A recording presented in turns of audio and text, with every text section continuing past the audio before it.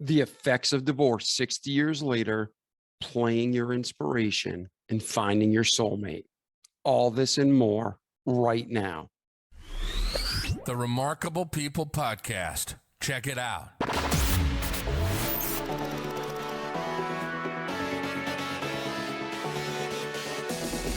The Remarkable People Podcast. Listen, do, repeat. For life. Hello, friends. Welcome to this week's episode of the Remarkable People Podcast, The Dave Combs Story. This week, Dave's going to tell us his remarkable life journey from childhood to the effects a divorce had on him when he was 10 that carried through to today. He's going to talk about finding his passion in music, how a stress relief not only turned into a career, but he met his wife through it, his soulmate, and then he went on to touch people's lives through a song that came to him through inspiration. All this and much, much more in this episode of the podcast. Dave's going to share with us practical life tips. He's a great storyteller you're going to love listening to. And on top of it all, we're going to talk about how Dave and Jack Canfield of Chicken Soup for the Souls and so many more books are actually close friends. So get your pen and paper, get ready to take great notes on this episode that you can not only enjoy for pleasure, but apply to your life and thrive while you grow. I'm David Pasqualone. Welcome to the Dave Combs Story. Hey, Dave, how are you today? I'm doing good, David. Now, we're not going to have any trouble remembering each other's names at all, are we? Not at all, my friend. I will go by David for the artificial intelligence bot, and you will go by Dave. And our listeners, if they're reading the transcript, they'll even have clarity there. How's that sound? That sounds perfect.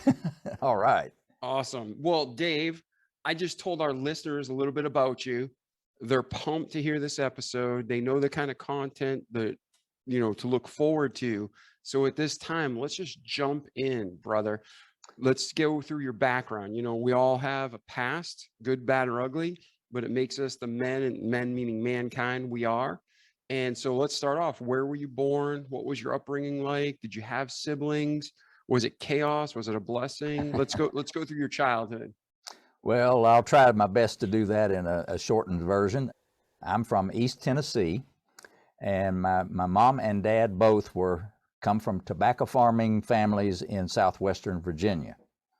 But they moved to a little town called Erwin, E-R-W-I-N, Tennessee, to start their married lives together. And I'm one of two children. I'm the firstborn. I'm the oldest. I have a younger brother, Don. And both my parents loved music. My mother loved to play music. She took piano when she was a little girl up in Virginia. And my father, he played the piano by ear. He could sit down at the piano. Didn't need any music in front of him to play. He could just sit down and play. And I think that came about from his mother, my Granny Combs, who was extremely musical. She was a little lady, 4'8". She was born in 1894. Granny Combs, and I don't know if she weighed 100 pounds or not, but she was a tiny little lady, but she could make some music. And David, I have right here in my hands her favorite instrument. This is what we call an auto harp. Now, Mother Maybelle Carter, if you want to Google and check out on that after the podcast, you can. But Mother Maybelle Carter kind of made this instrument famous. But my Granny Combs could really make this thing talk, and she loved to play it and sing. And my job when I would go see Granny, when we'd go visit her on weekends or whatever, she'd hand me this auto harp, and she said, David, now she called me David, like you, because that was my given name. So she said, now, David, would you tune this up for me? And so I'd tune it up and get it to sounding all good. And I get it to sound real good, and you just strum it, and amazing grace, how sweet the sound. And she could but she didn't play it that simply. She could really make it talk. So I grew up around music and making music all my life, really. And, in church, we were members of the local Calvary Baptist Church, and choir music and hymn singing and quartets and piano and organ duets, all those kind of things were, really an important part of our church service. And that is just part of me. So I really love music because it's been in my bones, I guess, since I was born. And so I was raised in this little mountain community upper East Tennessee of Irwin, Unicoi County. My classmates were all from the similar backgrounds. We were all it was a rural, we weren't poor, but we didn't have a lot of money either, if you know what I mean. We raised our own foods on our gardens and that kind of thing, and when we could, but all of us kind of grew up together, but we always liked music. In high school, I don't know whether you ever saw the movie Mr. Holland's Opus. Yes, that was a great movie. Richard Dreyfuss. Yes. Well, that Richard Dreyfuss's character, Mr. Holland, I had my own version of that, and all of us did in Unicoi County. His name was Pat Alderman. Uncle Pat, we called him. He was the guy who would come around to all the elementary schools during the week and teach us all these fun campfire songs and so forth. And when it got into high school, Uncle Pat, by that time, got promoted to choral director for the high school. He taught all of us the choral kind of thing, the chorus. So we had spent like 4 years making music with Uncle Pat. And he was such an influence on not just my life, but all of us kids that sang for him, just like in that movie, Mr. Holland's Opus. And so that was another part of my musical kind of influence on my life, along with the church and so forth. And by the time I was like a senior in high school, I could play the piano well enough to occasionally they would let me play the piano at church for, offertory or a prelude or something. I wasn't the pianist for the church, but I could do special music. So I would play in that. And that was a real kind of a special compliment to me, or it was, I think, an encouragement. They wanted to see me excel with my music, and they all love music too. So I did that. And eventually I got to conduct and be the choir director at my home church. I did that on an occasional appointment basis. And then when our minister of music quit or went to another church, they asked me to fill in for him, which I did. And so how old were you at that point? Well, this time I was a sophomore and senior in college. So I was like 19, 20, 21, 22. Wow. So they saw you grow up through your skills develop, and they gave you that huge responsibility at a young age. Yeah. Right. They really kind of took me under their wings. And by the time I was able to do that, and they needed me, and I needed, I think they paid me $25 a week, which was not a lot of money. But back then, every little bit helped. And so, it was a part-time to help me and to help them. And so I enjoyed the heck out of that. It was a great experience to continue my musical practice and singing and conducting. And when I got my first job out of college, now I was a math major, a physics minor. So I'm a technical techie kind of person. And I worked in the computer center at the college for 4 years part-time while I was going through school to help make my way through college. And at the end of my college degree, I got a job being a computer programmer for Western Electric, which was a big subsidiary of the Bell system. They were the manufacturing arm of the Bell system. And my job was to be a computer programmer. So my entire career began and followed me all the way through for the next 22 years in technology. I started out in computer programming and then with management, but everywhere I was, it had something to do with technology. And I still love technology. I think I own probably every Apple product that they ever came out with, even the very first one. So I love that kind of thing, and you may too. I don't know, but I'm that kind of a person. I like and especially the musical capability with our laptops now. We got a studio built into our laptop.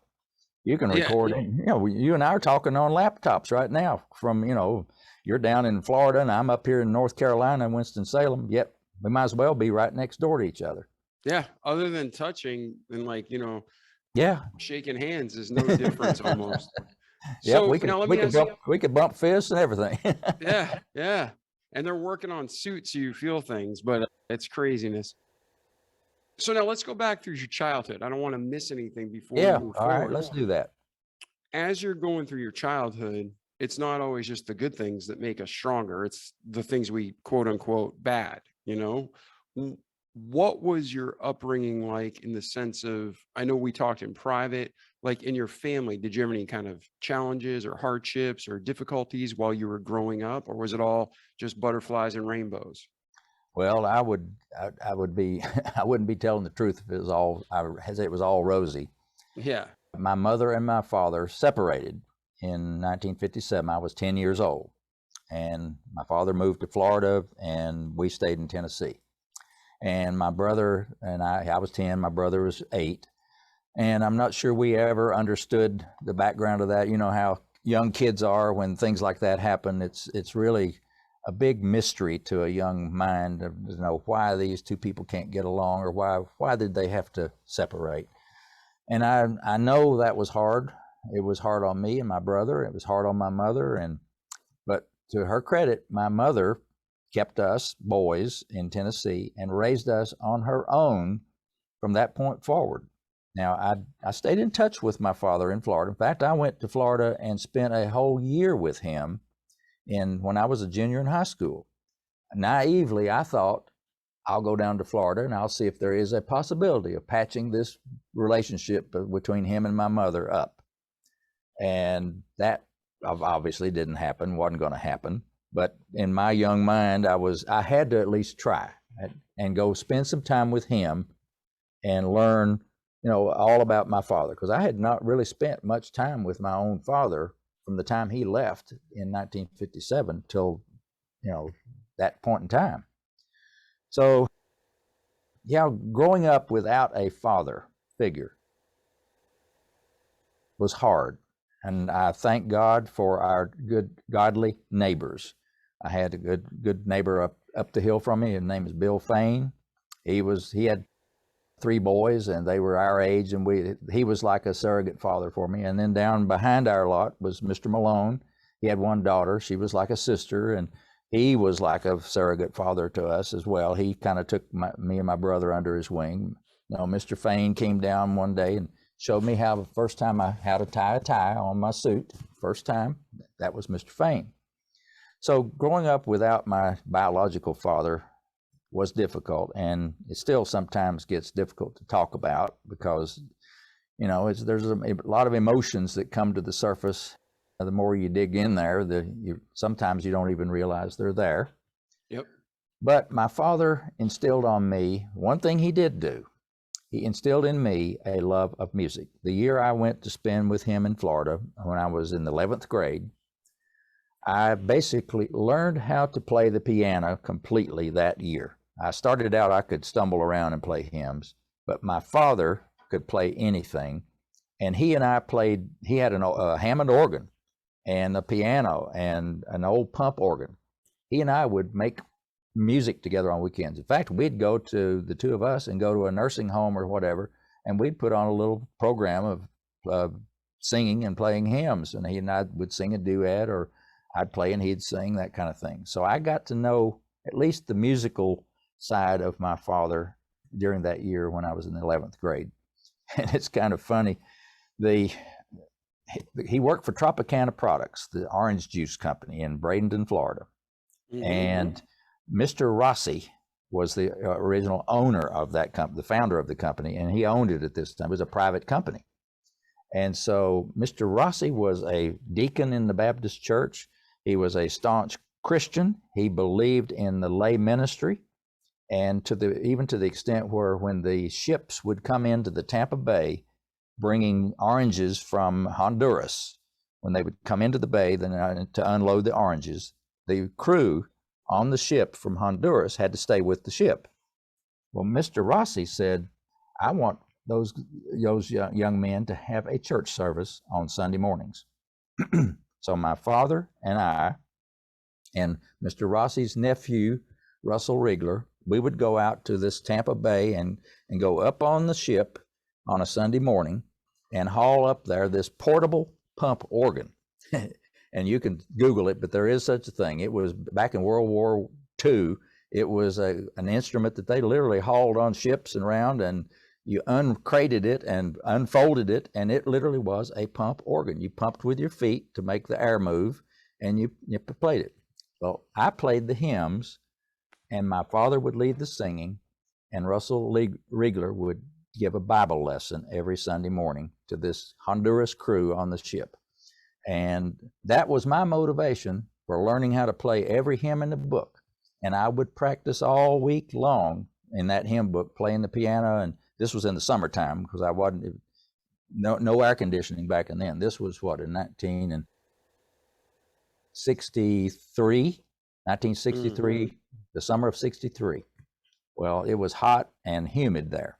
So I stayed inside and I played the piano 8 hours a day. I probably practiced 8 hours a day. Well, that taught me and learned how to play, and that has stayed with me. So I guess as much as it sounds kind of sad and not such a happy ending, I did get something out of that year-long trip down to spend the year with my father.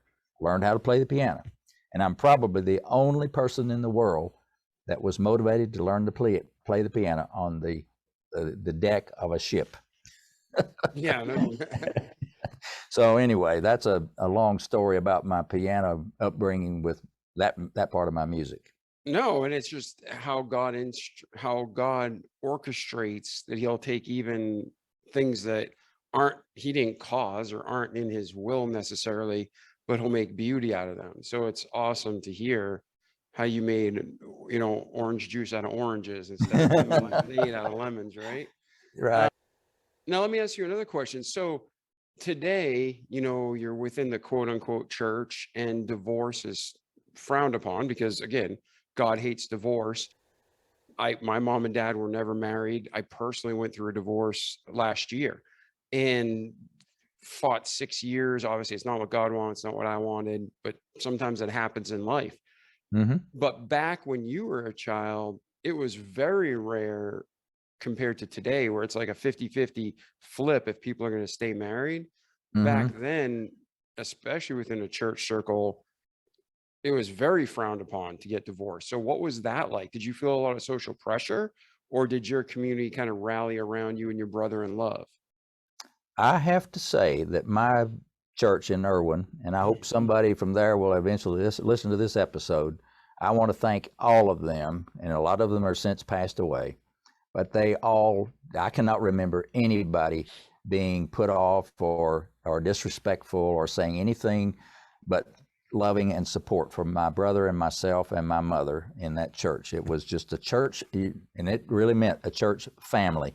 They were our family. We were there Sunday morning, Sunday night, Wednesday night prayer meeting, all the time. I was part of the RAs, and when the Royal Ambassadors, the boys part of it, and the men in the church would always be doing things for all of us kids that grew up in the church. And in my Sunday school class, there wasn't any of this pointing fingers or trying to make fun of anybody because they had only one parent and so forth. That was not the case. So I have to praise God that I did have a loving community and church family. That's fantastic. And now there's many people that are listening to this podcast that grew up without a dad or a mom, and they're going through a divorce right now, or maybe it's the mom and dad listening and they're like, they don't even know what to do. When you get to that point, it's kind of sometimes just hold on and survive. So as a young man who went through it and you had that hope, you're going to love your mom, you're going to love your dad. You always want that family to come back together, even if people say it's not true. Everybody has that godly instinct in their heart. Mm-hmm. So what kind of words of encouragement or lessons learned would you want to share with the people struggling right now with divorce? My feeling is that they need to think more about others than themselves. I mean, I know that's going to be hard to do, especially in a contentious situation. But to think, and like, I forget that, isn't there a song that to think more of others than you think of yourself? It's if you do that and you express your love for the other person, at least, and love for if there are children involved, at least don't make the children suffer for the the animosity between the two parents, and there needs to be an amicable relationship. And this thing of where, and especially I think some attorneys are really responsible for the headbutting that takes place in divorce situations. But if the two parents can work it out to make sure that their relationship to their children and their influence on their children stays there, their love for the children, and to make sure that the children do not suffer from any kind of conflict between the two parents. If you can minimize that, you have gone a long way. Now, I know there are many, many counselors. I've met some authors that have written books about this co-parenting kind of situation where you're trying to do it with in friendly ways rather than hostility. So that's important, especially when you have young kids. Young kids' minds, and I know you experienced it firsthand yourself. You're very malleable as a young kid, and your personality and how you feel about things can be so influenced by your adults, whether it's your parents or the community around you. But I was blessed to have people who always built me up and encouraged me, and did not say, I was not going to ever make anything of myself, or those kind of crazy suggestions that sometimes happen. But I was blessed to have people around me that built me up. So build up your kids, build up your family, and if you get a temptation to go another direction, just realize that is not God speaking. That's the devil speaking to you. So you need to listen to your higher aspirations and be a good person and be like Christ would be. Yeah, and that's such a blessing that you had that in your church, and you had people living like Christ. They were Christ-like. They were Christians, and they weren't just a church, a building with religiosity. Yeah, so if you're listening now and your parents are going through a divorce, or you are the parent and you're going through the divorce, I agree with Dave completely. You guys chose one another. You made a vow to God. You need to do everything you can to work through this and make it as minimal on the children as possible, because like Dave shared openly, transparently, he's older now, and still looking back on the divorce, he feels emotion. And if you're watching this video, his eye got teary. When people say kids are resilient, they'll recover, I want to punch those people in the face. If you say that, you're either ignorant or evil, because kids are resilient to a point, but you're forming the synapses in their brain and their hearts, and you're teaching them that this is okay, and most of the time it's not. So really stop being selfish is my message, and think about what you're going to do to your kid, your children, for generations to come, because of your instant right now. So that's kind of I might lose listeners or might gain listeners, but that's my advice. Dave, do you agree, disagree? What are your thoughts on that? I agree 100% with you. When we're in the formative years, those things, you almost think of it as getting burned in your brain. I mean, and it's hard to undo. Yep. There are people, I'm sure you could talk for hours about your own background of how you had to work so hard to overcome some of the things that you had to basically unwire after you become an adult. You had to realize that's not right. I got to go on this path. And it takes hard work and effort and repetitive work, and you over and over putting positive thoughts in your mind to replace all those negative things that you might have had dumped in on you when you were younger. And the more you can eliminate the young person having to do that by giving them something positive to move forward with, the better off you are, I think. Yeah, I couldn't agree more. And again, if you're listening to this, you're like, hey, guys, I'm not even a Christian. I don't believe the Bible. I don't believe in God. I don't believe in church. I'm just here for the growth. Then look at statistics. Statistics prove the Bible. Real science proves the Bible, not fake science, right?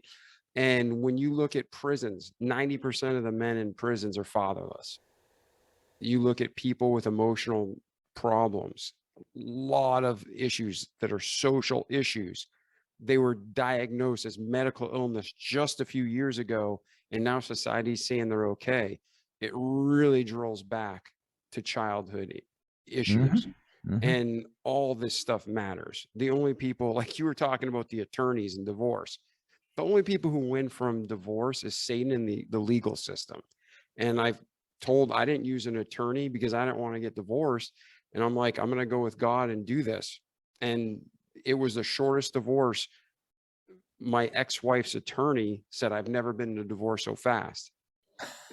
And I said to him, because there's not two bloodsuckers, there's just one. I'm like, you're just trying to get $350 an hour. I said, I'm just trying to move past this. But that whole time, there's no good solution. It's a lose-lose solution. Your kids lose. Everybody loses from problems in the marriage, and especially if it gets to divorce. So the damage that Dave, he had a great community, and he had a life that people poured love into him, and he still has pain. But for the majority of us, there's an absence of that love, sadly, and there's an absence of the guidance.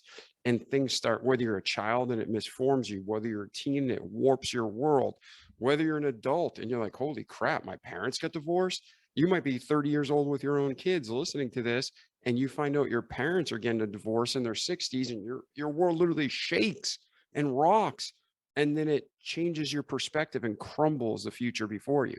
So to everybody, man, follow God, love yourselves.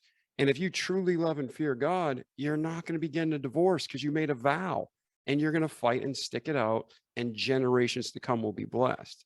But if you give into the flesh and the temptation, and you're sitting there, Dave's parents, I don't know what happened. I don't know if you want to share that or not, if you even know Dave. But at the end of the day, even under the best circumstances, there's still pain that's going to be carried because of our sins. So wake up, do the right thing, shut off the damn TV, and start reading your Bible and following what it says. That's my bit on divorce. Dave, you want to add anything before we move on? I think we have pretty well preached that sermon. I hope it reached to receptive ears is all I can say. Yeah, and I'm not trying to be harsh or unloving, but it's sometimes you need tough love. Suck it up, do the right thing, and stop looking at the trash that's leading you away. Stop hanging out with the people that's saying it's okay. I had somebody tell me once, a lot of good Christians say divorce is okay. And my response was, number one, only God's good. Two, they're not Christ-like. And I can pretty much bet my life they're not Christians. They're just going to church. So if that's you, I'm sorry, read your Bible. Other than adultery, there's no reason for divorce. And there's certain things that happen. They're very hard. Maybe you need to leave for safety issues. All that stuff's between you and God. But the actual act of divorce and remarrying and moving on, Old Testament, New Testament, the only thing I can see is for adultery. And even then, God wants you to give your best and try to work through it. So now, Dave, I didn't mean to take up so much time in your story, but hopefully God led this for a reason. It's going to help people, maybe save some marriages, because people are going to really consider what they're doing. If not, I'll just get a bunch of hate mail, but that's okay. I can get hate mail in 102 languages. I'm fine with that. Oh my. Well, I don't think that's going to happen, but we'll pray it won't. Yeah. But going back to your story. So now you spend a year with your dad. You have an amazing experience with the owner of Tropicana and your dad, which most people can't, who knows a CEO of a major corporation now.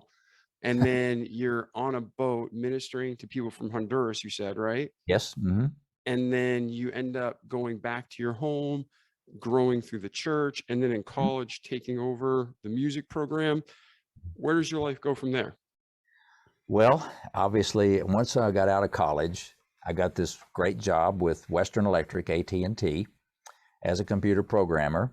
Now, music was still a big part of my life, actually, for the first 2 years of our marriage. And by the way, speaking of marriage, well, David, I have to say that my wife, Linda, and I will have been married in one more week, will be for 52 years. So I have been blessed with a wonderful wife for 52 years. Her name is Linda, and I love her dearly. So Amen. That's it's awesome. she's a great lady, and one of these days you would want to interview her.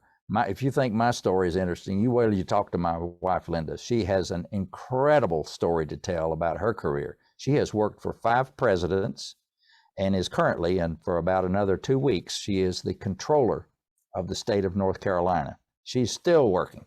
She will have been working when she retires the end of June. She will have been working since she turned 16 years old for 60 years. So she has quite a story to tell, and I won't steal her thunder, but I know you'll want to interview Linda at some point in the future. She is a remarkable lady. Yeah, that would be great. That'll be an excellent continuance of the conversation and have her own story that parallels life, and we see how you guys met. So Yes. speaking of that, did you guys meet in high school, college? Where did you meet? We met here in Winston-Salem when I came right straight out of college from Johnson City, Tennessee at East Tennessee State University, where I got my degree. I moved to Winston-Salem, and Linda was already here in Winston-Salem as a school teacher. She was teaching 6th grade, and we just happened to meet at an apartment complex where I was living. I met some young ladies that lived there, and they came over to my apartment one evening to bring some records to play some music. And again, here again, I guess there's a thread of music through all of this, because back then you used to literally bring records. Now, this is a 45 record, but back then we used to bring the old big, the LPs, the big records. But And if you're listening, I'll put pictures in the show notes. So Yeah. you can click on the website and check these out. Yeah, what I was holding up was a 45 single record, a 45 vinyl record. So it's 7 inches, 8 inches? Yeah, it's about 7 inches, and it's got a big hole in the middle instead of a little tiny hole. Yep. But anyway, these friends of mine, were living in the same apartment complex that I was, and I had just bought 2 brand new big speakers for my stereo. Well, when you get new stereo equipment, you certainly want to play music and share it with people, right? So I invited these 2 young ladies to come over, bring some records that evening. It was Sunday evening, and let's listen to some music. And they said, okay, we will come if we can bring somebody with us. We've got company, and we'll bring her with us too, if that's all right. So, okay. So 6 o'clock comes, and here comes Susan and Shirley at the door knocking, and open the door, and there they are. And then here's this nice, beautiful young lady behind them.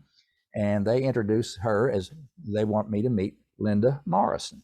I said, oh, okay, great. Well, come on in. And so we sat there that night and put records on and played on my new stereo system. And the more we talked, the more I found out I had in common with this sweet young lady, Linda Morrison, that I had just met. We talked and talked and talked. And by the end of the night, I had decided this relationship needs to continue on to the next step here.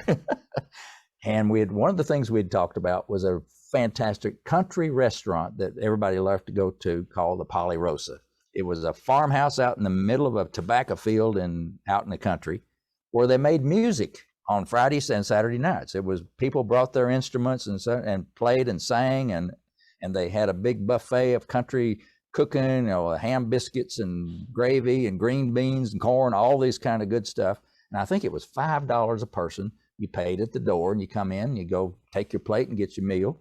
And then you sit down and you listen to all this wonderful music being played. Well, these young ladies had been there, and I had not. So I said, well, why don't we all go to Polyrosa this Friday night? Oh, that sounds like a great idea. And I remember this was on Monday night was when I met them. And so by the time Friday rolled around, mysteriously, the other 2 young ladies couldn't go for some reason. I never could quite figure that out. And so it was just me and Linda. So our first date was to go up to this fabulous place called the Polyrosa, have a great meal and music. Now, the musical part of this story is I get there, and they always have the owner of the place and his family and other people. There was somebody played the piano, a guitar, somebody sang, somebody played the bass, upright bass, and they just made wonderful music. They would sing country music or gospel music, hymns, whatever. Well, that night at the Polyrosa, on a Friday night. It was just me and Linda. Nobody else showed up that night besides the family. And come music time, the piano player didn't show up. So I went up on the stage with their permission. I said, I play the piano. So I went up on the stage and I played the piano with the band on that Friday night. And when I met Linda this was in 1969. So I played the piano. Now, on our 35th anniversary, my wife and I decided we want to go back to the Polyrosa. We do. We go back up there, find it. Now it's changed a little bit. The old building had burned down, but they built a new one back. And we went in. I think it was $10 or $12 a person this time, so it was gone up a little bit. We go in, have our meal. We sit down, eat the meal. The band starts playing. Guess what? Piano player didn't show up. I got to go up on the stage 35 years later and play the piano with the band at the Polyrosa. So now, did you tell them that story when you were there? I did. I got 35 years ago. Yeah, the same thing happened. Everybody, they just applauded. It was a grand time. And this time the building was full of people. I mean, must have been 100 people there. So it was what a coincidence. I mean, what's the odds of that happening, right? Zero. It's God. I mean, there's zero odds of that happening. Or, I mean, maybe statistically 1 in 2.8 billion, right? Right. Man. So anyway, I didn't mean to get a sidetrack on that, but it just brought back that wonderful memory of my first date with my wife, Linda, and then the 35 years later. Amazing. That's great. Now, so you're in technology, you're working with music in your church, you meet an amazing woman that you spend your life with. What kind of lessons do you learn on the way, Dave, that you're like, man, if you're listening now, here's stuff that's going to really help you. Like, I learned it later, but if you can grab this now and run with it, you're going to do good. Well, it's kind of hard to that's super vast and generalized. So you can go anywhere you want with it. Yeah. In terms of finding your soulmate, the one you're going to spend your life with, I think a lot of that has to do with when God puts two people together. I mean, sometimes there's not a lot of control over that, but it looks like coincidence. But when you look back on it, no, I don't think it was coincidence that Linda happened to be visiting those two friends of mine at the apartment that night. I think that was meant to be. But when the more we talked and the more we got to know each other, I think we found that the compatibility and the common set of beliefs and moral standards and where we are in our religion and our commitment to our Jesus Christ and our church and everything, all of that just fit together. And it wasn't a force fit. I hear some bad stories sometimes of people that they have a physical attraction to each other, but when it gets to the deeper than the physical attraction into who they really are deep down in their soul, there's a disconnect somewhere. And then that eventually kind of leads to a separation or a falling apart. But to spend time getting to know the person deep down, not just at the surface, is very critical, I think. And the more time, Linda and I spent many, many hours talking about our past and our families and our church and how much we love music and all, our friends. We talked about our friends that we grew up with, and they were all of a similar love for each other and support, and that meant so much. And so I had no doubt in my mind that she was the right first person for me, and likewise for her. Now, to say that 52 years have been nothing but a bed of roses would be also a misconstrued thing. We've had some tough times and we've had some disagreements and whatever, but the thing of unconditional love comes into play. What does that mean? That means you don't walk around holding a grudge and remembering what somebody did that wasn't too smart last year or 2 years ago or whatever. Don't keep bringing something up, that kind of thing. Is forgive and forget. My wife is probably, I think, knowing me and how I tend to be, I'm 75 years old, but sometimes I feel like a teenager, and so I think she says sometimes I act like a teenager, but but for her to be able to forgive me for all crazy things that I do or whatever, it's like it's gone, it's erased. It's like when you become saved, your sins are washed as white as snow. There is no looking back and saying, oh, I wish they'd done this or that or the other, and keep bringing something up. God doesn't work that way either. And so this unconditional love is so critical, I think, in a marriage, and you have to work at it. And if you catch yourself trying to be dragging up something from the past, put that behind you and say, nope, get thee behind me, Satan. I don't want to do this. This is not good. You need to move forward and be positive and supportive of each other. Now, how long was it between when you met Linda and you got married? Well, we met on September 1st, 1969, and got married June 20th, 1970. So it was 9 months later.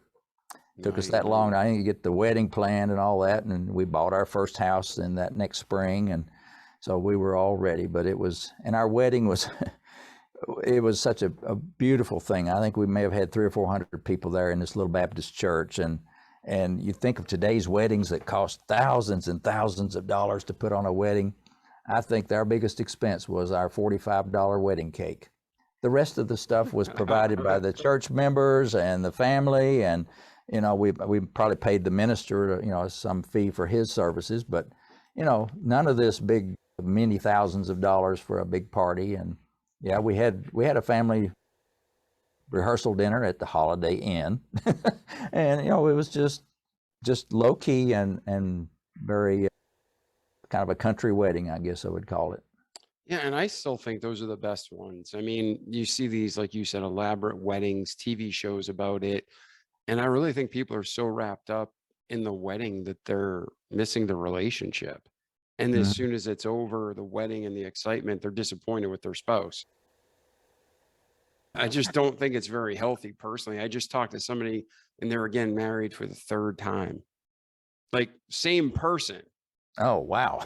But they're like, we want another wedding. We want another wedding. And it's like, just throw a party. I mean, you can only be married once. And that's what I think the world just doesn't see. Like if you're listening to this, whether you have a biblical worldview or if you're coming at it from another aspect, marriage represents our relationship with God. And then, we talked about father figures and wives. And when you don't have a father in the home, it screws up your understanding of who God the Father really is, where there's a love and a healthy fear. And like Dave was saying, him and his wife, there's unconditional love. Well, when a kid doesn't have a mother and a father in the home, a child, a teen, they don't see unconditional love. So now, yes, can they learn it? Absolutely. Sure. But does it make it 100 times harder? Absolutely. So that's so awesome that you had, maybe not the perfect home life, but you still found you had enough of that core foundation in God and in godly people around you that you knew this is forever and building on real, not on sex. So that's really impressive. Now, was your wife's background, mother, father, good childhood, or did she have issues in her home? I couldn't have asked for a better mother and father-in-law. She was an only child, and her mother and father, whom I loved dearly, they both passed away within 7 weeks of each other in 1999. And I love hearing Linda talk about her childhood because it makes me, I wouldn't, envious is not the right word, but it gives such a warm feeling when she talks about the times she spent with her father and with her mother and the things they did together, and then the times she spent with her grandfather. And her family life was extremely loving and in a Christian home. And her father worked in the furniture factory and her mother worked as a seamstress in a sewing place, making baby clothes, I think. And so they worked hard. They were really hardworking folks, but they were also, her father was a deacon in the church. Her mother kept the nursery, and they lived right within 100 yards of the church. So they were practically in the church all the time. So that relationship for my wife, Linda, was just precious. And I know she wouldn't take anything for it. And she loves talking about her parents because they were super people. I couldn't ask for better in-laws than them. That's so good. That's so good. And if you're listening, I can feel warm and fuzzy just listening to Dave or listening to his wife, Linda, talk about their parents. So sometimes even if we don't have in our own life, we can just absorb and appreciate. And then we need to become those people for our children and other generations. So good, man. So now you get out of college, you get a job, you get a wife, you're around, in your mid-20s. Where does life go from there? Well, life was good. I went back to, both of us went back to school after our bachelor's degrees, and I got my MBA from Wake Forest University in 1978, and Linda went back and got her master's degree from Appalachian State University in 1978 also. And then she went on to Virginia Tech and got her doctorate degree later on. But I stopped at the MBA part of it. But my career had really progressed really nicely within Western Electric, which, by the way, Western Electric became became AT&T by 1984. And my job was always very technical, but it still had to do with music. I forgot, for example, I started conducting what we call the Winoka Chorus, the Western Electric North Carolina Chorus. There was a group of people that I worked with that loved to sing. We'd get together at lunchtime in the cafeteria.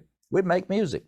We actually put on programs at Christmas and Easter and whatever. And most of them were choir members and really good musicians. And I directed that for the early part of my career. But my career, by the time I was in, I guess it was 1981, which I'd been working, about 12 years. And music, like I said, was still a foundation under everything I did with church and everything. But I came home from work one evening, and my way of relaxing when I come home from work, and still when I want to just chill out and relax, is to go to the piano and sit down and play something.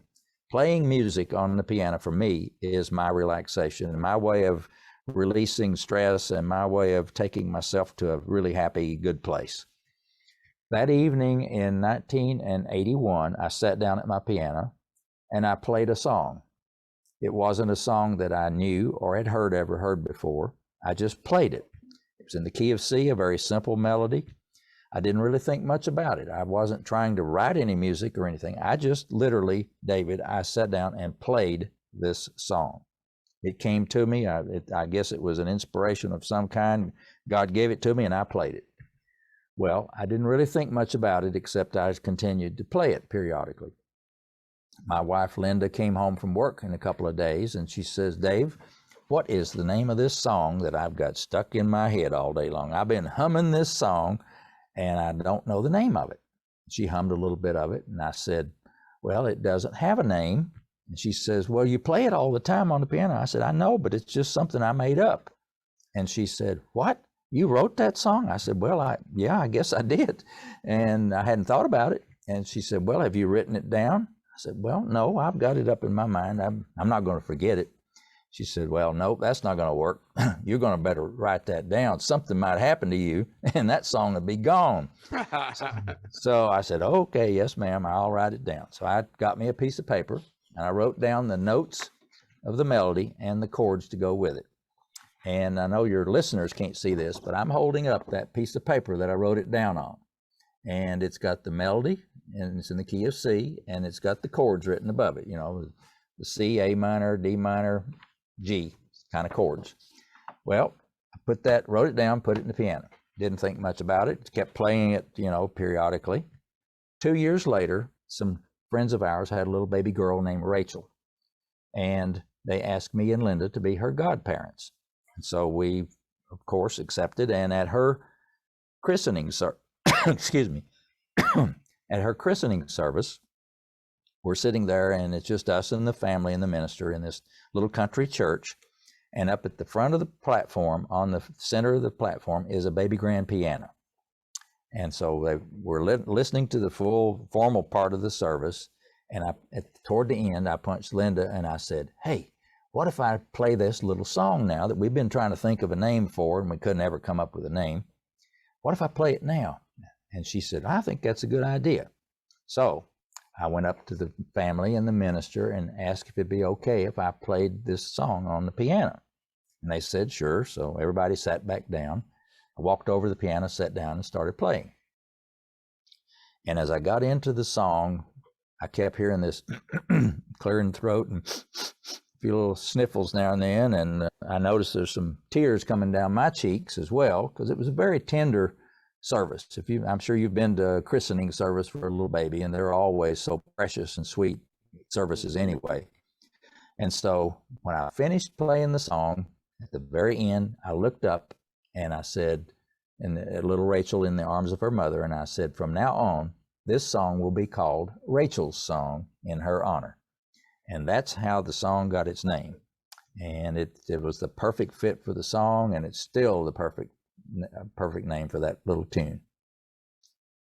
That's beautiful. And then the song itself, as the years passed, did you put words to it? Is it simply instrumental? How did the song develop over the time? It has always and still remains without words. It's an instrumental only song. In fact, I've received many letters from people asking me never to put words to it, because people say that when they hear the song, they want to put their own words and thoughts into the music and not be guided or constrained by somebody else's words. And I think that's probably a pretty good way to look at it. You know, when you hear an instrumental song that's totally instrumental, you may be in a happy mood, you may be in a sad mood, you may be in a stressful situation, you may just want to relax. So your thoughts and emotions can be guided by yourself and led by the music itself. Now, is it okay? Can we insert, I mean, we can always put a link in the show notes to the song, but would it be okay if we took an intermission and played this song for our listeners? I think that would be, I've had several people do that, and it's very effective, and it complements, I think, the rest of the show very nicely. So if you can insert and play Rachel's song for your listeners at this point, that would be a wonderful thing to do. And I think then they will have a full appreciation of the rest of the story, as Paul Harvey used to say.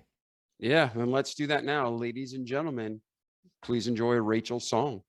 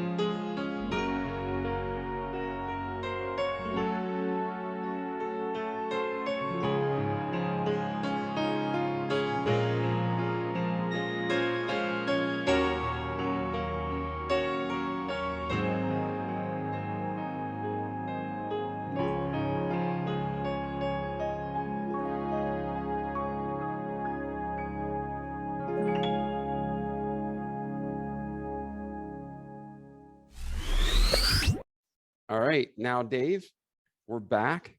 We just listened to Rachel's song. Now, I don't have any emotional feel because we're recording live, you and I, but our listeners just had an experience. And I'm going to go back and listen to it so I can have that experience as well. But talk to us from here.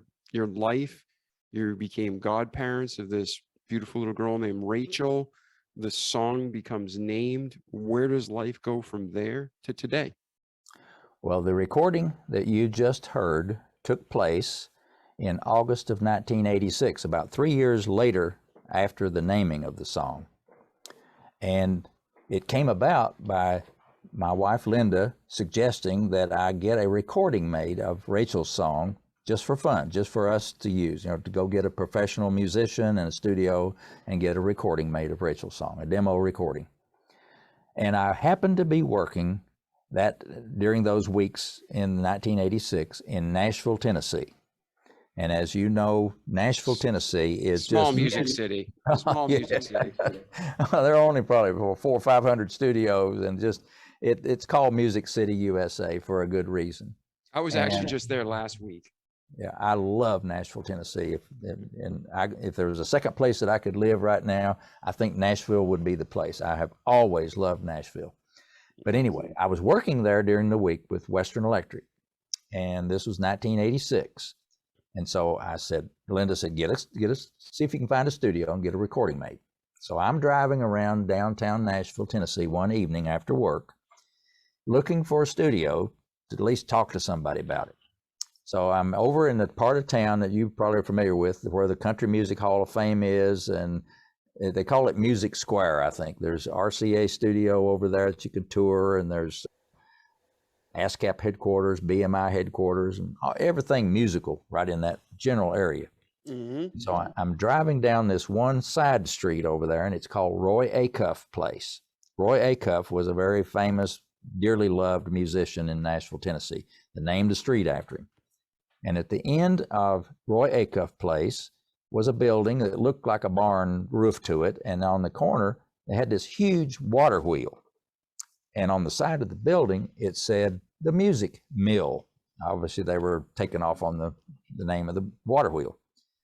So I pulled in the parking lot, said, that sounds encouraging. So I looked through the door, and there was a man sitting at the desk in the lobby. So I said, okay, I've got a live person I can talk to. So I go over to the door, knock on the door, and he comes to the door and unlocks it and invites me to come in. He says, hi, I'm George Clinton. Can I help you? And it's not, no, I saw your eyebrows. Oh yeah, I'm like, George Clinton, what? Yeah, it's a different George Clinton. Everybody seems to want to do that. There are a lot of George Clintons. Well, around. I'm like, dang, you have just blessing after blessing. It's just like, what are the answers? But go on. Not that George Clinton was the exact George Clinton you needed. No, this is a different one. And this George Clinton was a recording engineer. He's since passed away, bless his heart. And he was a much loved engineer in Nashville, Tennessee. They wrote once he passed away, they did a full page spread write-up on George Clinton when he passed away. That's how much loved he was in Nashville, Tennessee. His reputation was just stellar, and he was a great person. But anyway, I didn't know that at the time. All I knew was he's the guy that let me into the lobby of this place. And I told him, I said, George, I'm looking for a studio to record a demo of a song I've written called Rachel's Song. And he said, well, come on in. And as I stepped in the lobby, I look over at my left, and there's this huge life-size picture of Glenn Campbell. And in the middle, on the next wall in front of me, is a big panorama life-size picture of the group Alabama. Another small group. Oh, no, people might have heard of them. Might have heard of those. And then there's the Forrester Sisters, and then there's gold records and platinum records framed around the walls all over the place.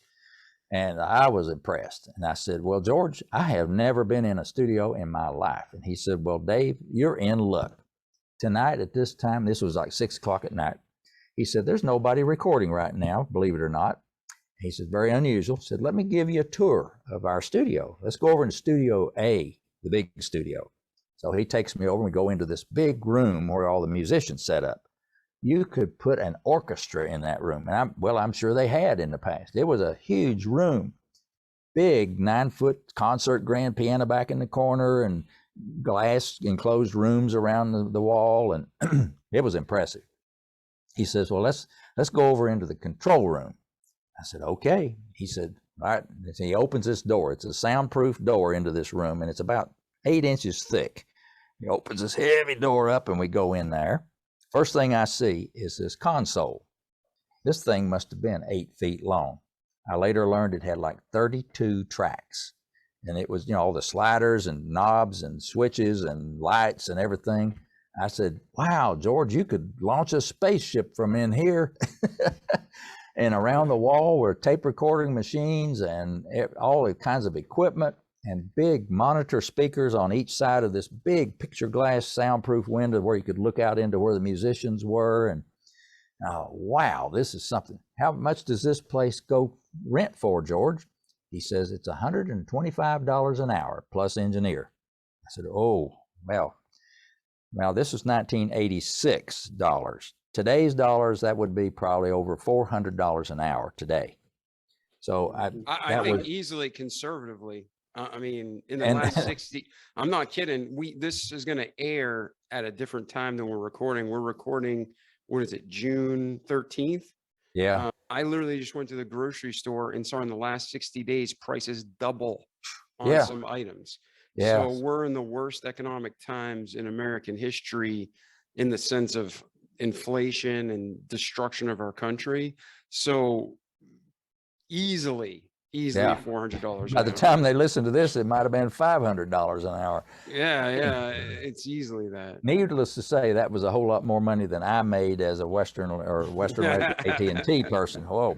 So George, he saw, I think, how disappointed I was in that number. And he said, well, don't worry, Dave. He said, the fellow who owns this studio owns another little studio across the street in what used to be a little 2-bedroom rent house, and it's $15 an hour, and it's got a little control room, and it'll do a little baby grand piano. It'll do everything you need to do for $15 an hour plus engineer.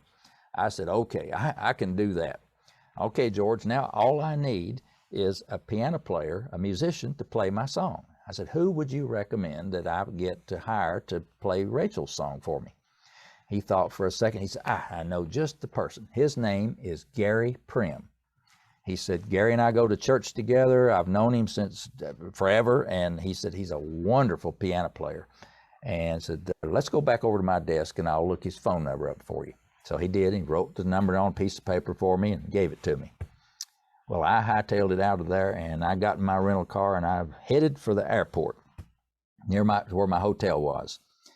And you say, well, why didn't you call him on the cell phone? Well, this was 1986. Cell phones hadn't even been thought about, let alone invented. And the internet hadn't been invented yet either. So here I am. I got to go find a landline in my hotel room. So I get in my hotel room. I call Gary's number, get his answering machine. Well, I leave a message, and he calls me back in about 30 minutes. And he said, hi, this is Gary. Can I help you? I said, yep. George Clinton says that you're a great piano player and you'd do a great job doing a demo recording of a little song I've written. He said, yeah, I'd be glad to do that for you. I said, well, what do you need for me to send you to be able to do that? He said, well, just send me a tape recording of you playing it so I'll know kind of what it sounds like, and send me a lead sheet. I said, okay. What's a lead sheet? I didn't know the language of I've never been in Nashville music business before. He says, oh, it's just the melody written down and the chords to go along with it. I said, oh, well, I've got that. I just didn't know to call it a lead sheet. That's this piece of paper I showed you a while ago that has the same thing on it. So I made a copy of that and mailed it to Gary. And a couple of weeks later, we met on August the 22nd, 1986 at 6 p.m. in this tiny little studio across the street from the music mill. Gary Prim comes walking in the studio carrying his synthesizer under his arm. It's a Yamaha DX7 analog synthesizer. I've got one sitting right over here. I'm looking at it right now, just like it. It's a great analog synthesizer. So he brings that in, sets it down, and then he goes over to the piano to start warming up. And by the way, he is the friendliest, warmest, easy to get to know kind of person you'd ever want to meet. Just instant friend. Plus, he and I are both from East Tennessee. We speak the same language and everything. So So anyhow, he's sitting there warming up on the piano, and I go in the control room with the engineer. And pretty soon, Gary says, okay, I'm ready to record. Okay, so the engineer says, all right, here we go. Pushes record and says, we're rolling. And so Gary starts playing. And he gets most of the way through the song, and he stops. He says, let's rewind. Let's do that again. I can do better than that. Rewound the tape back to the beginning, push record, start over. He played Rachel's song from the beginning to the very end, not missing a single note. I mean, it was perfect. And when he finished it, now remember, I had never heard my music played by anybody but me before. So I had no idea what to expect when you hire somebody to do something. I didn't know what I was going to get. I was blown away with the arrangement that he came up with my simple little song. And he came back into the control room and said, well, how's it sound? I said, oh man, that is just fantastic. And then if he'd have stopped right there, I'd have been happy, because it was just beautiful. And he said, but I'm not done with it yet. He said, I've been thinking about this. And he said, I want to put some more orchestration along with the piano. He said, I want to do some strings to give it some low strings to give it some bottom, and some high strings to give it some top. And he said, I'm going to play the piano part on an electric piano sound on the keyboard to give that piano sound a more richer, fuller sound. And then in the middle of it, he said, I think I'm going to put some horns in there to give it a little punch here and there. Okay, so back into the room he goes to play, and he sets his synthesizer up, put 2 more tracks on the machine, record the low strings.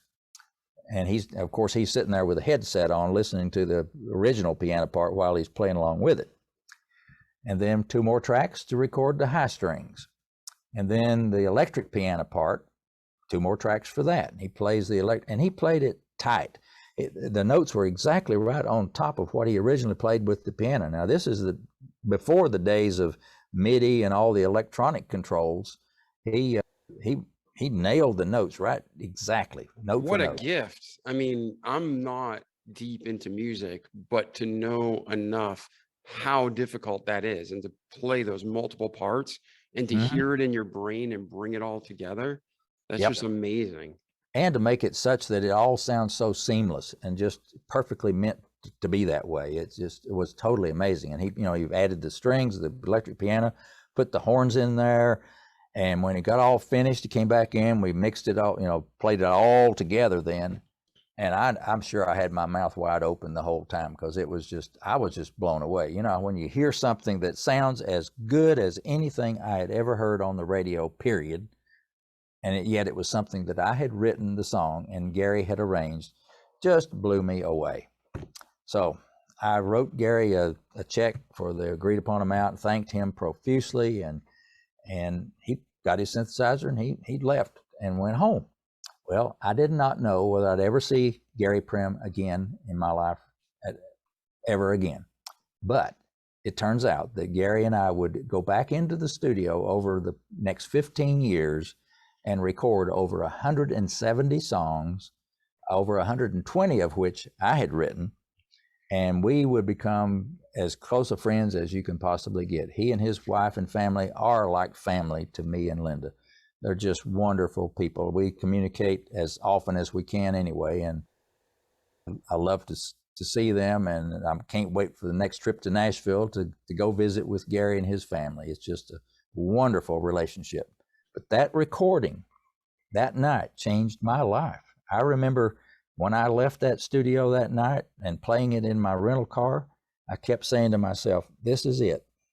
This is it. And I did not know what it was. But, when you have something that is so impactful on you, it just, it's important and meaningful. You're just not sure what it's going to lead to, but it's going to be great. And it certainly was. It was just amazing what happened since then. And talk about this, because I have a bunch of questions, and we're going to get into the talking points. If people aren't organically learning from this, we're going to, hand them some steps, break it down. But what happened after those recordings? Well, first of all, I did get it played on the radio. Another blessing was that one of my dear friends, Bob McHone, had a radio program of his own. he is a well-known radio voice in Winston-Salem, in fact, in North Carolina. Great, I call him the Paul Harvey of North Carolina, but he just has a great radio voice, and it's so distinctive. When you hear, anybody that's heard him before, when you hear it, that if he's doing a commercial or anything, they say, oh, that's Bob McComb. But Bob and I were dear friends, and I told Bob about this recording of Rachel's song, and he says, well, Dave, I got to hear this thing. So we went, he said, let's go over to my office where I've got a boombox, and you can play that cassette tape of the recording for me. So we did. And we're sitting there in Bob's little office listening to Rachel's song played. And remember, the song that you heard just a little while ago on this podcast, that is the original demo recording that I just talked and described. It has not been re-edited, no remastering, no remixing, anything. You're hearing what I heard that night. So here I am playing this song for Bob in his office. He's sitting there next to his boombox with his eyes closed and his hands in it, his face in his hands, and he's listening. And I hear this, that universal approval sound, And he was just moved by that music. He had tears running down his cheeks when it finished. And he said, Dave, that song is going to be a standard. And he said, you got to let me play it on my radio program. And I said, okay. Because he had this Saturday morning 3-hour jazz, big band jazz program that he did on the radio. So I said, okay, all I have is this reel-to-reel master tape that I can loan to you. So he said, okay, I'll take good care of it. They made a copy of it at the radio station. And that Saturday morning, they played Rachel's song on the radio for the first time ever.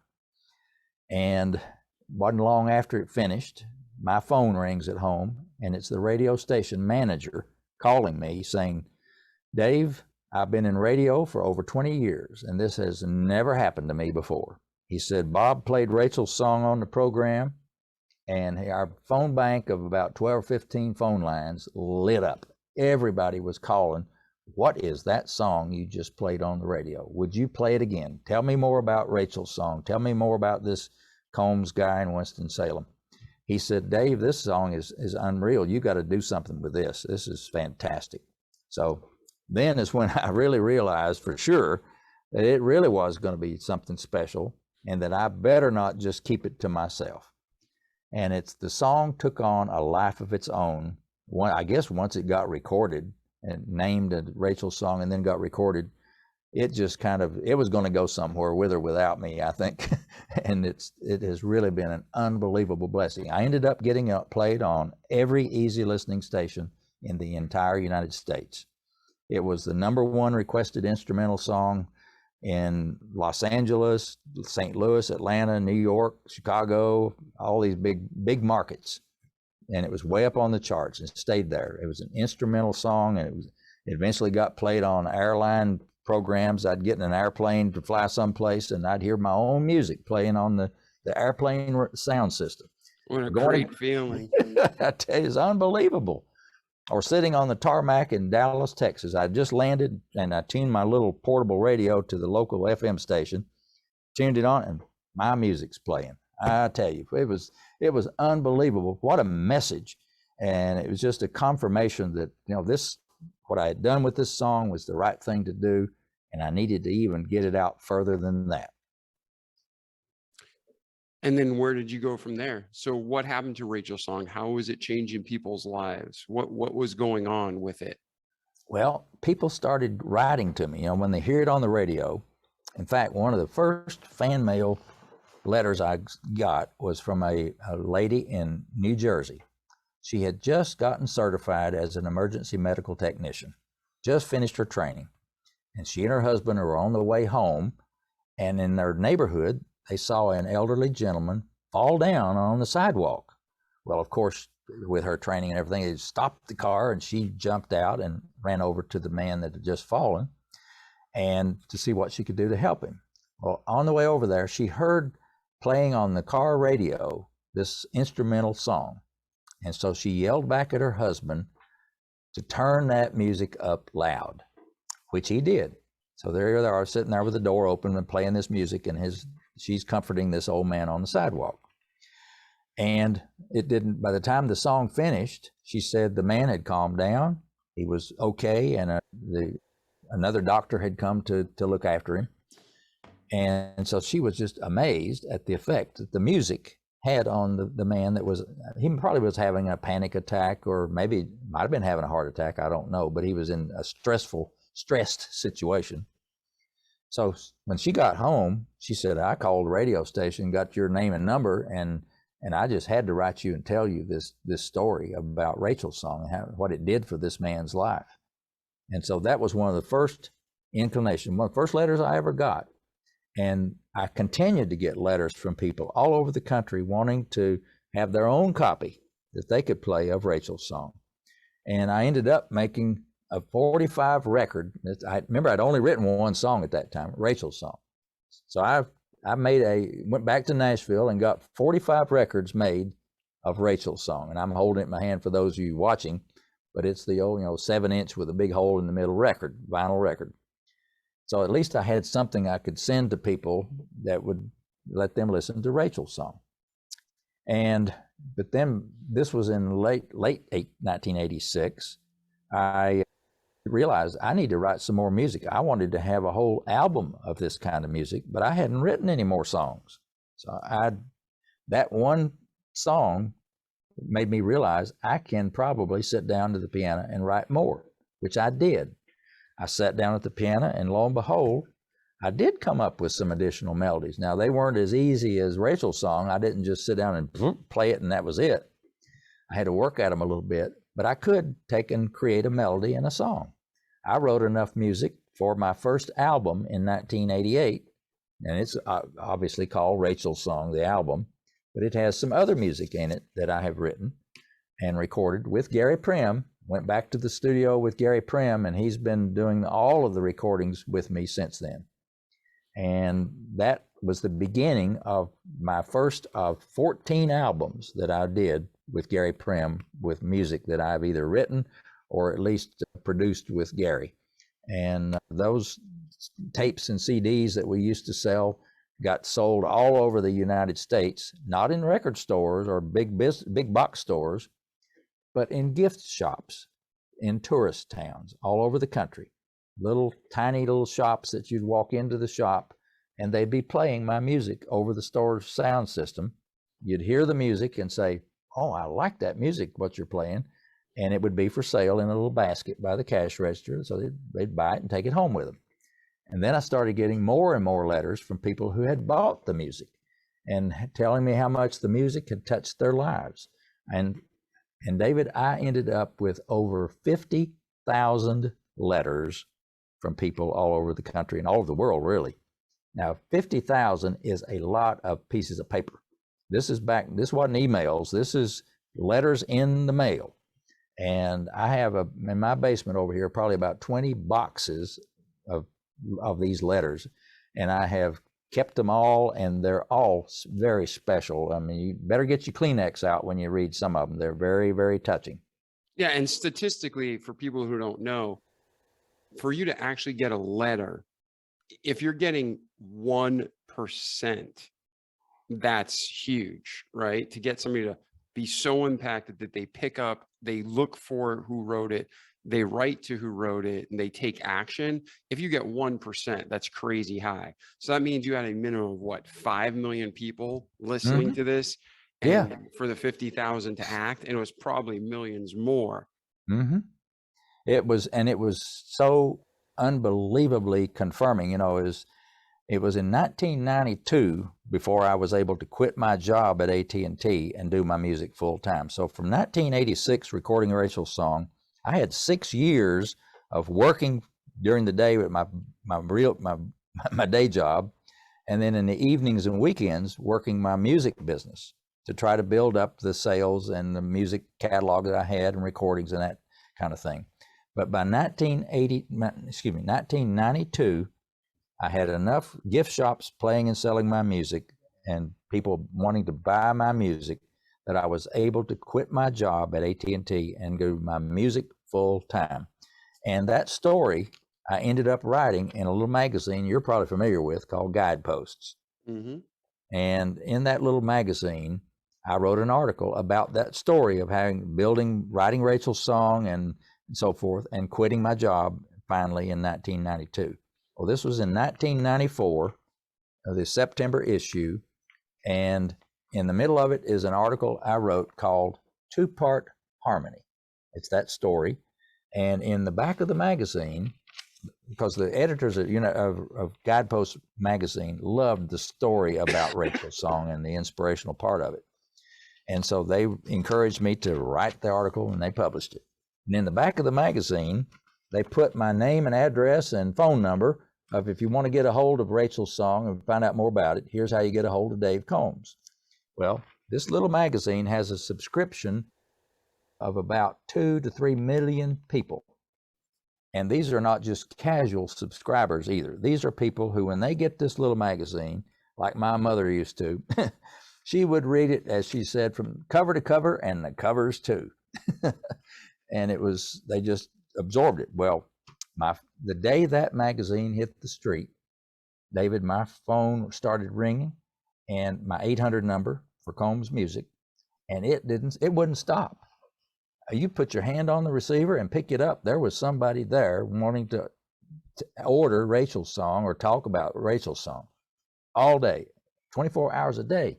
And so I had to hire 2 people just to answer the phone when that magazine hit the street. And 2 days after the magazine hit the street, my mailman comes, not ringing my front doorbell, and he's standing in there, and he's holding this canvas bag that he's too heavy for him to even pick up. And he said, "Dave, what have you done?" He said, "This bag, I can't even pick it up." He said, "It's full of letters addressed to you." I said, "Well, I just wrote this little article in Guidepost magazine. I guess that's where they're coming from." And sure enough, each letter was a note to me, and most of them had a check in there for $10 for a cassette and $14 for a CD. And my wife and I stayed up all night that night until 6 o'clock the next morning, just zipping open those envelopes that were in that mailbag. I mean, it was that many.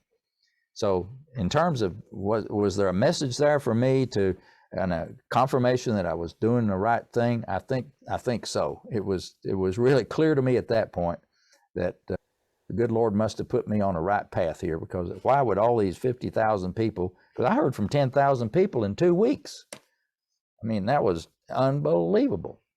So it was just an amazing time in my life, and I still hear from people all over the world now, of course, by email or text message, that kind of thing. And yeah, that's so good that you brought this up, because, a lot of people are like, oh, they're so lucky, or, oh, it's so easy for them. But the average overnight success takes 7 to 9 years. So you were inspired, you followed the inspiration, but you still had to work. And with that came the fruit and the reward, where it became a full-time purpose and passion and calling and career. But talk about the lessons. Like, if you were to be one-on-one right now with an audience member, and they're like, I feel inspired, I feel like this is something God has me to do. Okay, that's great. But now you have to do your part. Talk to them about their part in the process, what you learned. Well, first of all, I think you, of course, need a creation, something you've created. Now, it may be something as simple as just your own gift of being able to be a good speaker, or a good friend, or a good counselor to somebody.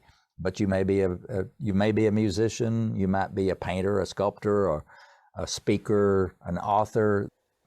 All of us have our gifts.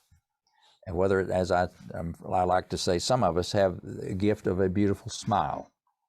Sometimes a smile to somebody in the grocery store that you don't even know. You don't know what that might mean to that person. So there are all kinds of gifts, but not just discover, but recognize your gifts and recognize them for what they are. They are indeed a gift. And a gift is something you're supposed to give away, right? I mean, when you have a gift and a talent of something, you're not supposed to keep it to yourself. You're supposed to give it away. So you discover what your gifts are, you fine-tune them. If it's making music, you make the best music you can. If you're a writer, you write the best stories or books that you can. If you're a speaker, you become the best speaker that you can to inspire your audiences, all those kind of things. So you become the best that you can with your gifts.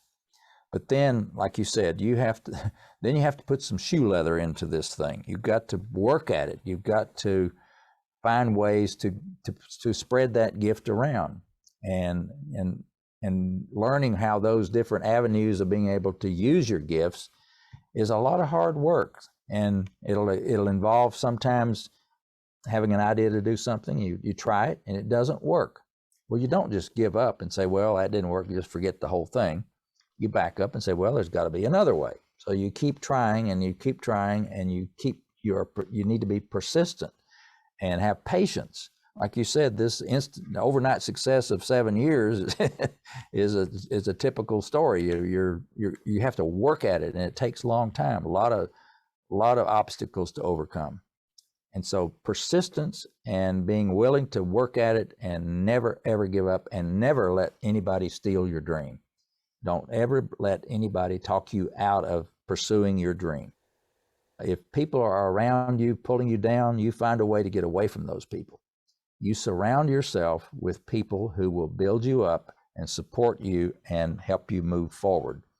And that's another secret too, is to always keep yourself surrounded with a team of people that will help you succeed. Beautiful.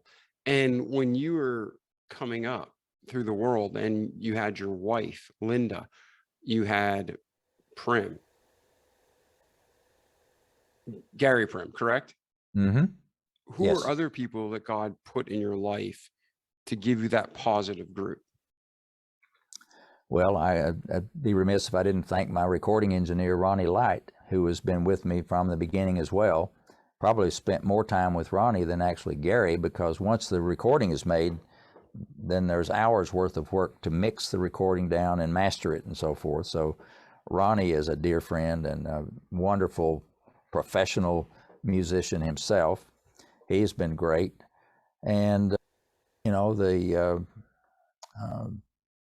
people that I worked with, even it kind of sounds funny that when I was working with AT&T, I was kind of trying to work my way out of a job at AT&T so I could do my music full time. But even the people I worked with were very supportive of me and my music. They understood that you're not a one-hit wonder, or your life is not just a job, that you do have a life after work. And many of them were so supportive of me. And of course, the number one supporter of everything that I've done is, of course, my wife, Linda.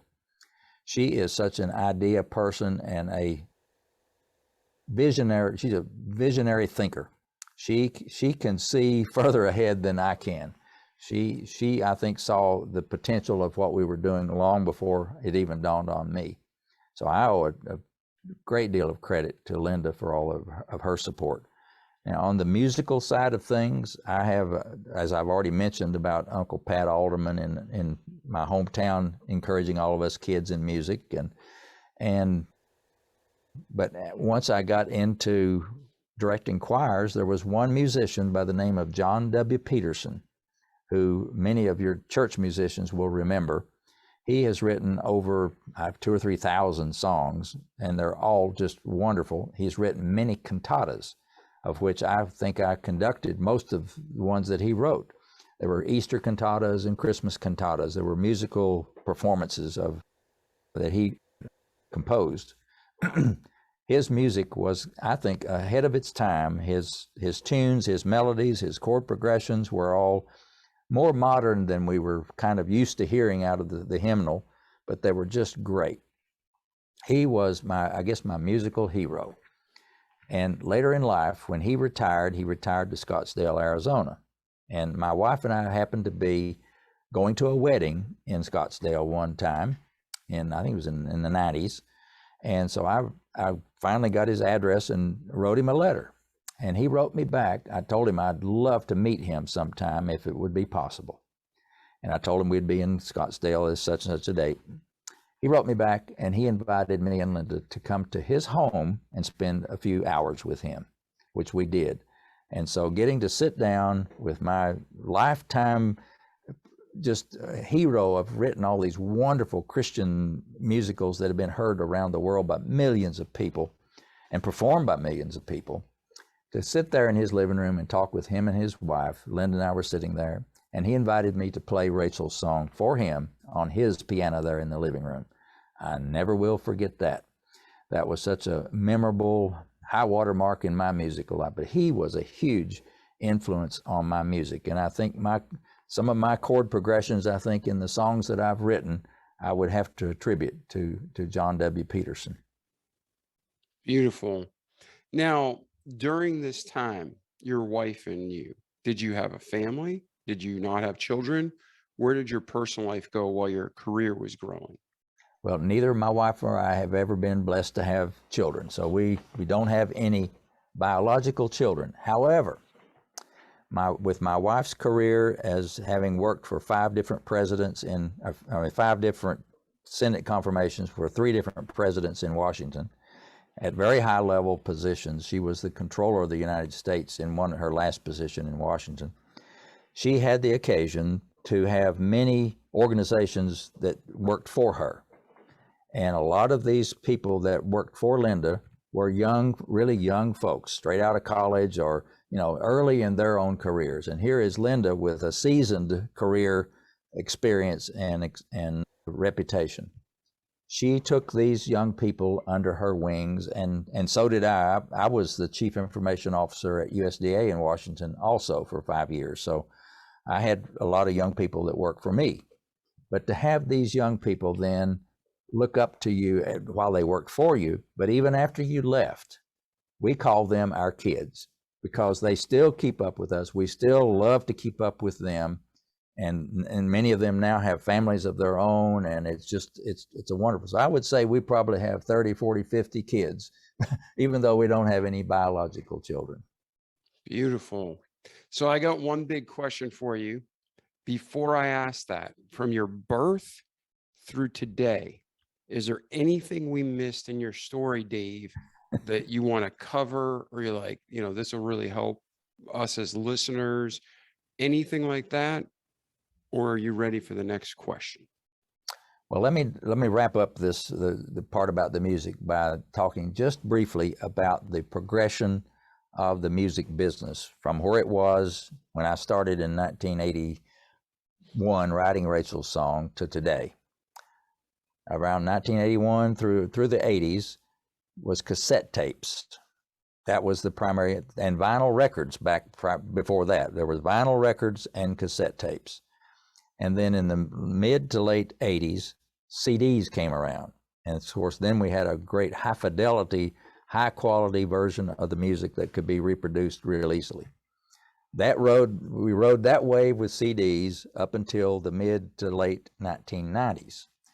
And then the internet came along about the mid 1990s, and a company called Napster came along and was basically stealing intellectual property. They would take any song, whether it was copyrighted or not, and make it available for free for download, which was basically stealing your property and giving it away. Well, that really hurt the music business in terms of the sales of any music, because why pay $15 for an album when you can download it for free? That was the attitude that certainly many of the young people had at the time. And that really damaged almost permanently the value of intellectual property for music. The music business was really on its heels. And it wasn't until the advent of iTunes by Apple in the early 2000s that began to turn around. They started, being able to pay 99 cents a song to download it on iTunes. Well, that started the business model back, at least where you could get paid for it. And then along came places like Pandora and Spotify, iHeartRadio, all these places that would allow you to stream the music. And that's kind of where we are today. We've almost evolved out of the downloads into almost totally streaming now, where you could just, all of us mostly have these, whether you're Alexa or Siri or whatever box that you happen to have that you can play music on, you just have to say, hey, so-and-so, play this song. And boom, there it starts playing. And so that is the progression that I wanted to to leave with folks that the world has changed with music, and here we are in a world that's instant availability, all digital, anywhere, anytime, 24/7. And to be able to ride that along every way and make sure that the music stays plugged into that, don't get left behind, it was a real job to keep up with it. But I think so far I have, and even today I'm using the podcast platform like you and I are talking to even further spread the word about my music, and so that people hopefully will listen to it and want to, if not buy it, at least stream it on their phones or their laptops or whatever. Yeah, absolutely. And like our listeners know, your link is in the show notes. And if someone wants to get a hold of you, what's the best way to reach you, Dave? Well, they probably by email would be the best way. You go to my website at combsmusic.com, COMBS music.com. And now at the very, very bottom of that first page is a link for my email address, just dave@combsmusic.com. And all my social media links are down there at the bottom too, for Facebook and LinkedIn and Facebook and YouTube as well. Mm-hmm. But when you go to my web page, on the left-hand side, we haven't even talked about it yet, but I have a book that I've written called Touched by the Music that has many of these stories I've told you on the podcast are in my book. And it's available on Amazon. It's called Touched by the Music.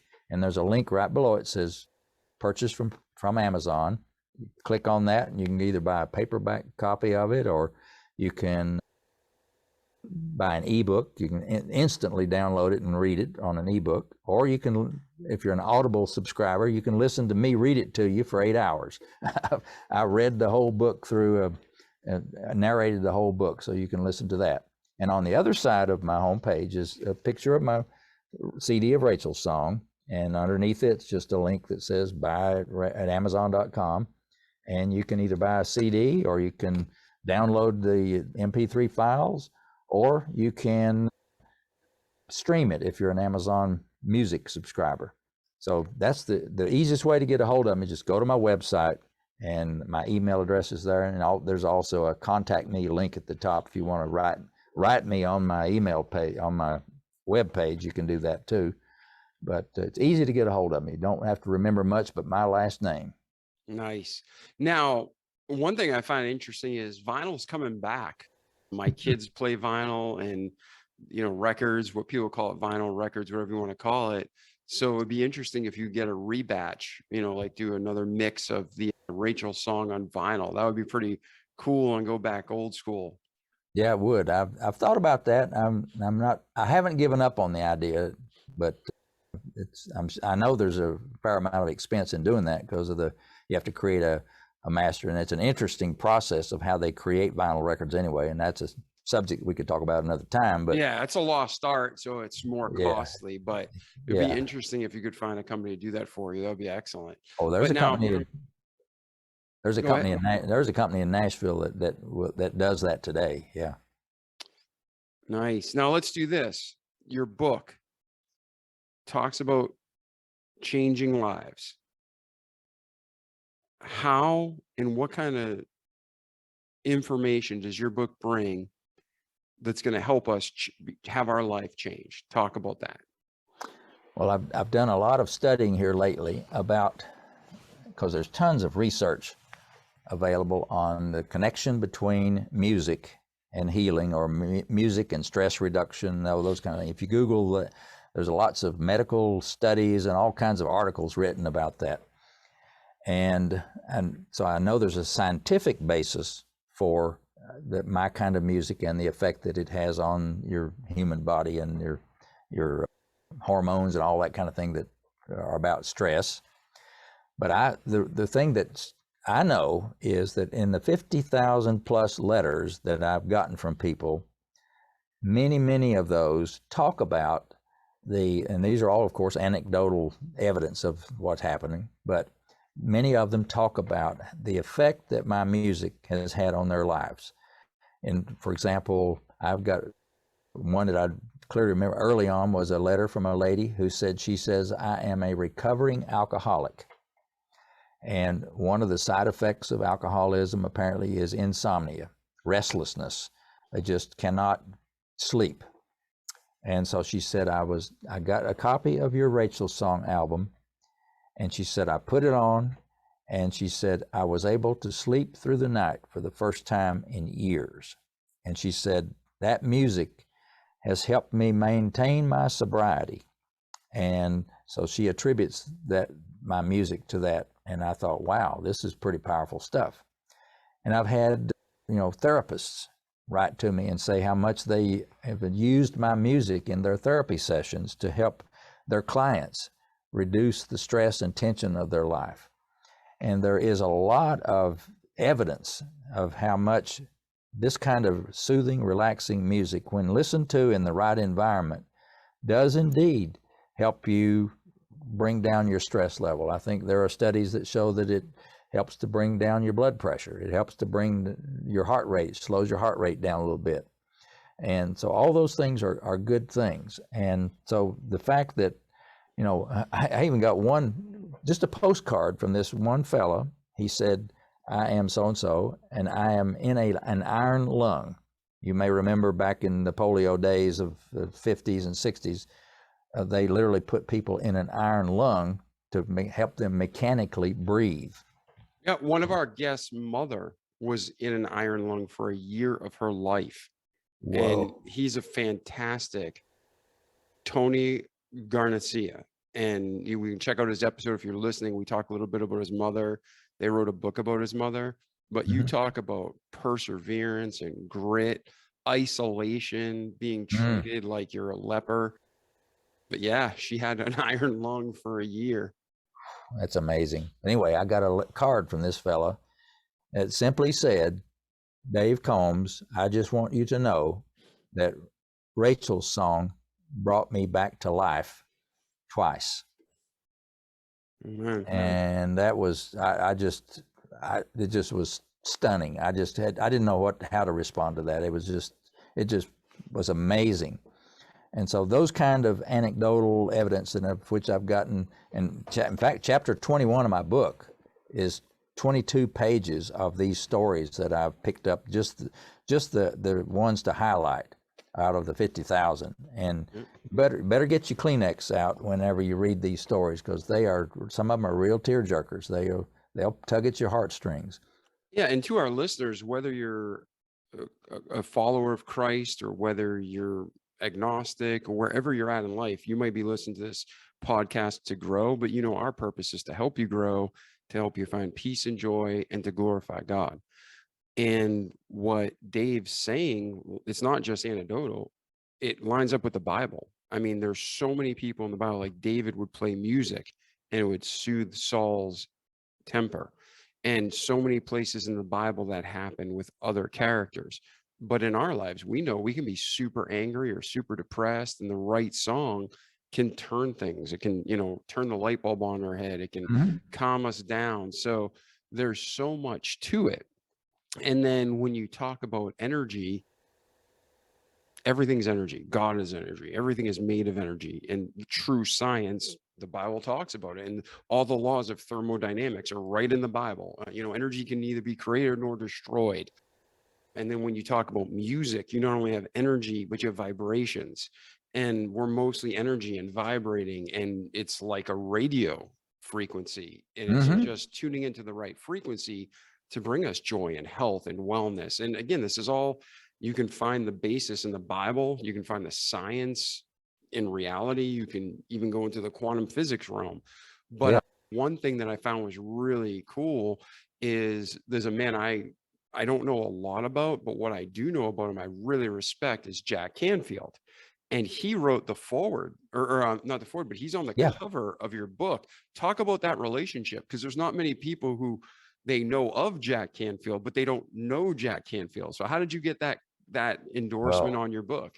Well, I had admired Jack Canfield a long time, as he's the co-author of all those wonderful Chicken Soup for the Soul books that everybody loves. And so it was a year and a half ago, I had the privilege of signing up for a retreat, a mastermind retreat, he called it, It was me and 16 other people, total of 17 of us, that we got to spend 3 days with Jack Canfield. Now, this was pandemic time, so it was all remote by Zoom, but it was literally, 10 o'clock in the morning till 10 o'clock at night with Jack Canfield on Zoom. It was all day long. But over those 3 days, I got to know Jack, and Jack got to know me, and he got to know my music. One of the first things he did when we first met, when I told him about Rachel's song, and we took a little break, and he came back from the break and he says, well, I got on iTunes, I bought Rachel's song. He said, I listened to that song twice. He said, wow, that is a special song. So he loves the music, and he said, I want to use that music in my seminars. I think he plays my Rachel song as in the openings of a lot of his seminars. But anyway, so getting to know Jack over those 3 days was a kind of a life-changing event for me too, because in the process, I was meeting with him to talk about the possibility of writing a book. And I told him about these 50,000 people that had written all the letters to me and about the music, and told him some of the stories. And he said, Dave, you have got to write this book. He said, it's just, these stories are great. I said, okay, I'll write the book. I said, will you do the forward for me? I was up front. I said, would you write the forward for me? And he kind of chuckled. He said, all right, Dave, you write the book first and then we'll see.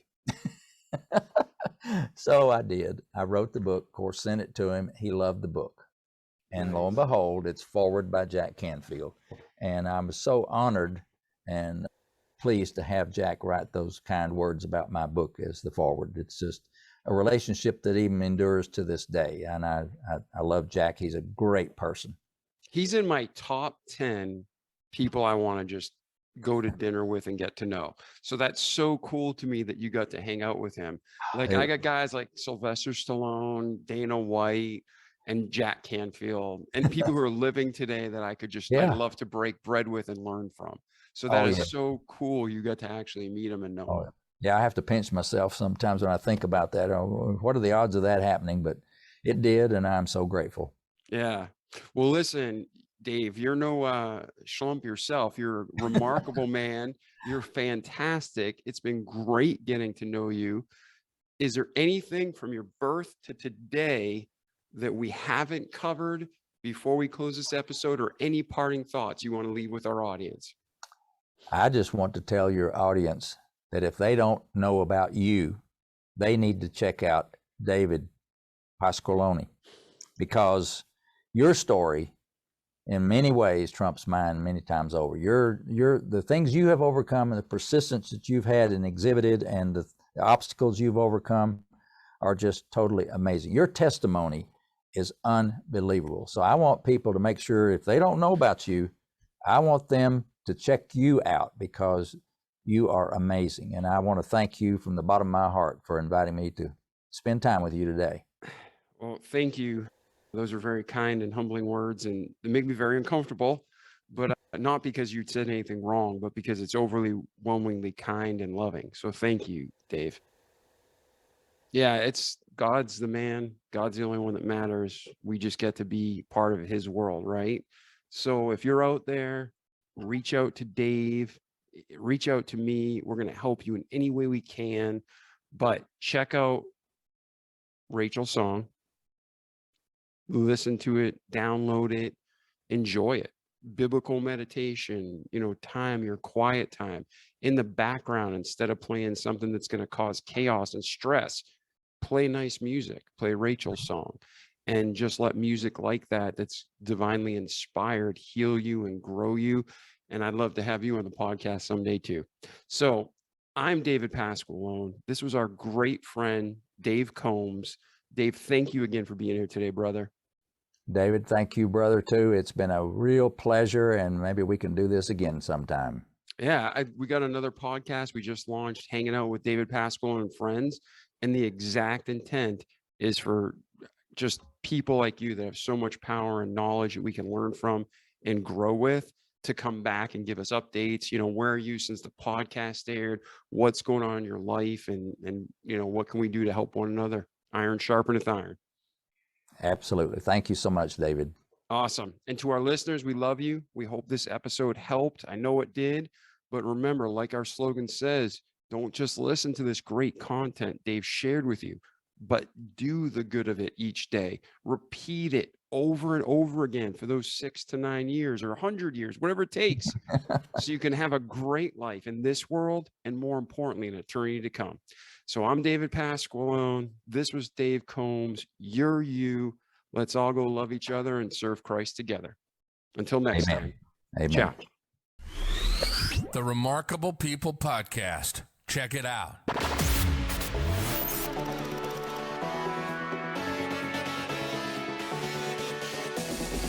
The Remarkable People Podcast. Listen, do, repeat. For life.